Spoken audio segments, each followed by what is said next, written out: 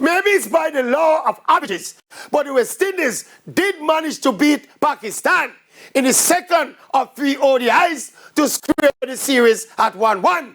So by the law of averages, it was probably not anything strategic or tactical, but more like they played a lot of games in recent weeks, and by fortune or luck, they played good enough, or Pakistan played bad enough, or a combination of both to ensure our West Indies win.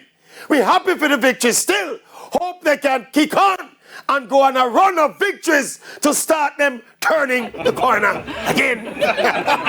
You all realize that for this series decider, the very same law of averages is no longer in favor of the West Indies. In fact, having won the last game, the law of averages suggests they will not win this game, or the game after that, or the game after that, or the game after that, or the game after that.